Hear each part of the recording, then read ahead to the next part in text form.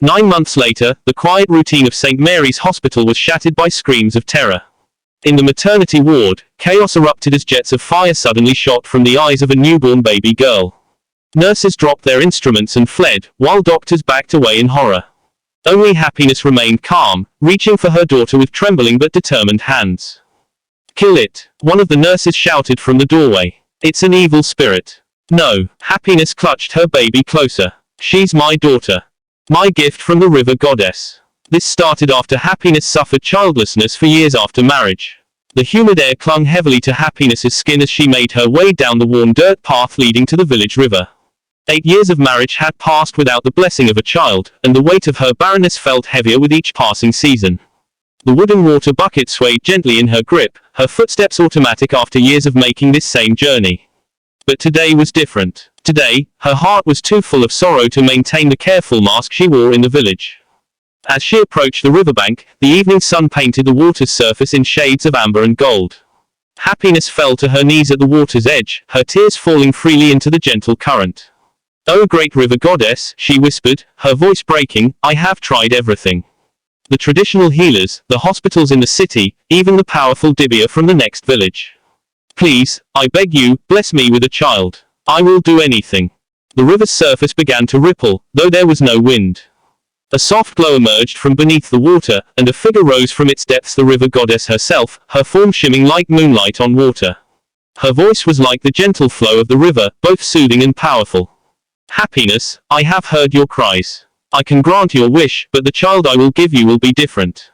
She will possess a gift, a powerful ability that will serve not just your family, but the entire village and beyond. Do you accept this condition?" Without hesitation, Happiness nodded. Yes, I accept. Any child would be a blessing." 9 months later, the quiet routine of St. Mary's Hospital was shattered by screams of terror. In the maternity ward, chaos erupted as jets of fire suddenly shot from the eyes of a newborn baby girl. Nurses dropped their instruments and fled, while doctors backed away in horror. Only Happiness remained calm, reaching for her daughter with trembling but determined hands. "Kill it," one of the nurses shouted from the doorway. "It's an evil spirit." "No." Happiness clutched her baby closer. "She's my daughter. My gift from the river goddess." She named the child Jessica, and from the beginning, it was clear that raising her would require extraordinary courage and patience. The first few years were the hardest, as Jessica had no control over her ability. Fire would shoot from her eyes when she cried, when she laughed, or sometimes for no apparent reason at all. Happiness learned to fireproof their home, replacing traditional curtains with metal blinds and keeping buckets of water ready in every room. The village quickly learned about Jessica's unusual gift. Parents warned their children to stay away, and soon the playground near their home fell silent. Jessica would watch from their window as children who had once been willing to play with her now crossed to the other side of the street when they saw her coming. "Mama, why am I different?" Jessica would ask, her small face pressed against the window glass. "Why do my eyes do this?" Happiness would stroke her daughter's hair and say, "You're special, my love. Different isn't bad, it just means you have a purpose others don't understand yet." But the explanation wasn't enough for a child who just wanted to be normal. By the time Jessica was 8, Happiness finally decided she couldn't keep her daughter isolated any longer. She enrolled her in the village primary school, hoping that education might help Jessica learn to control her gift. The first day of school was as difficult as Happiness had feared. Parents protested, children whispered, and the teachers looked nervous. Jessica was assigned a desk in the corner, far from the other students. She sat there quietly, trying to make herself as small as possible, but during the mathematics lesson, it happened. Fire burst from her eyes, scorching the blackboard and sending everyone running for the doors. "Burning bush! Burning bush!" the children chanted during break time, and the nickname stuck. Jessica endured it silently, but each taunt felt like a knife in her heart.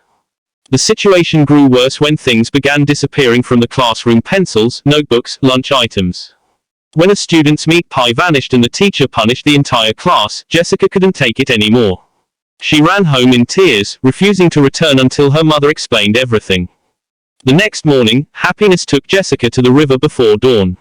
As the first rays of sunlight touched the water, she told her daughter the full story of her birth and the river goddess's gift.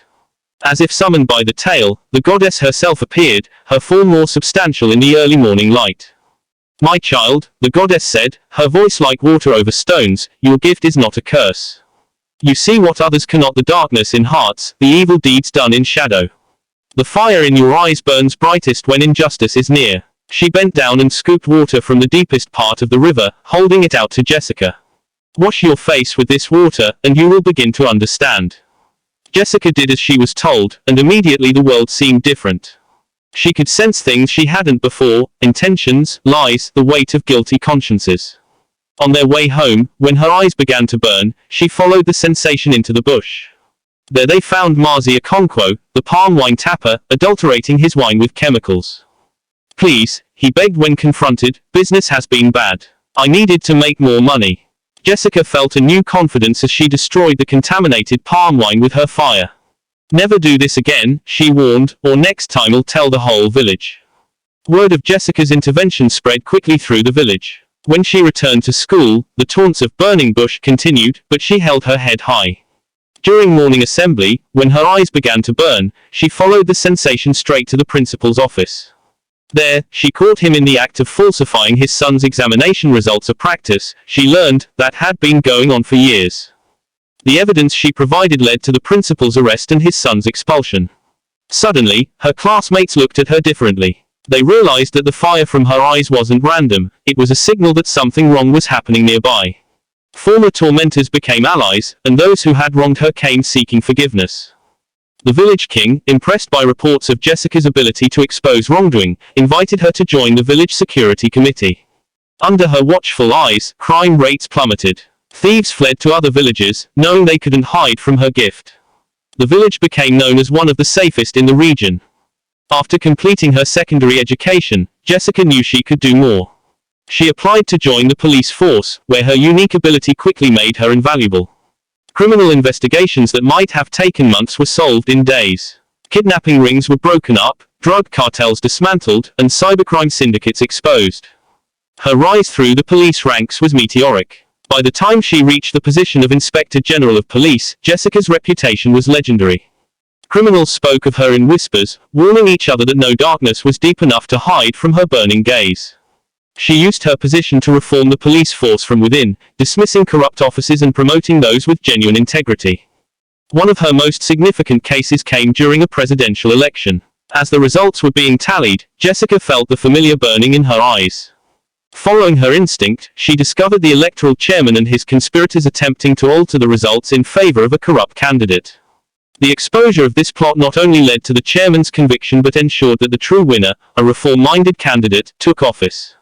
Through all her successes, Jessica never forgot her humble beginnings or the lesson her mother had taught her about being different. When she married and had children of her own, she was overjoyed to discover that her firstborn daughter, Priscilla, shared her gift. Unlike Jessica's early years of confusion and isolation, Priscilla grew up understanding her ability and its purpose.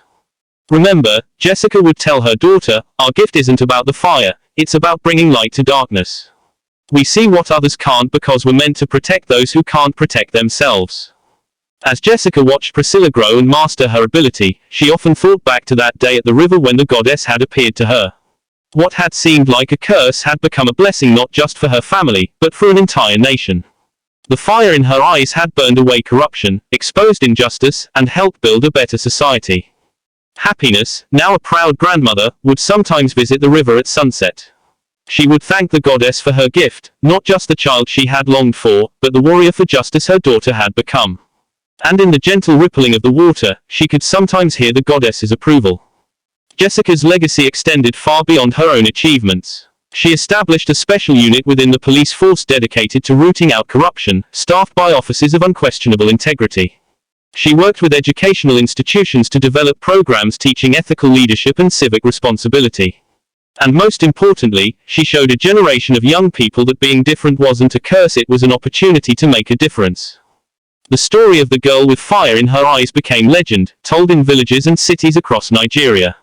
Parents who once warned their children to stay away from Jessica now told her story as an inspiration, teaching that gifts come in many forms, and what matters most is how we use them to help others. Years later, when asked about her greatest achievement, Jessica would smile and say, "My greatest achievement wasn't catching criminals or exposing corruption. It was helping people understand that what makes us different can also make us strong." Sometimes the things we think are curses are actually gifts in disguise. Answer: the legacy of Jessica, the girl with fire in her eyes, continued to grow. In a world where darkness often seemed to prevail, she remained a beacon of hope, proof that one person's gift, no matter how unusual, could light the way toward justice and change the world for the better. In police academies across Nigeria, new recruits would learn about Inspector General Jessica, not just as a legendary law enforcement officer, but as someone who transformed what it meant to serve and protect. Her story became a reminder that true justice requires not just the ability to see wrongdoing, but the courage to confront it. As for the river goddess who had granted happiness's wish so many years ago, she continued to watch over Jessica and Priscilla, knowing that her gift had found worthy bearers. The fire that burned in their eyes was more than just a supernatural ability, it was a symbol of hope, a reminder that in the darkest of times, there would always be those who could see the truth and had the courage to bring it to light. The end of Jessica's story was really just the beginning of a new chapter in Nigeria's history, one where the fire of justice burned bright in the eyes of those who dared to be different, and where gifts that seemed like curses could become the very things that changed the world for the better.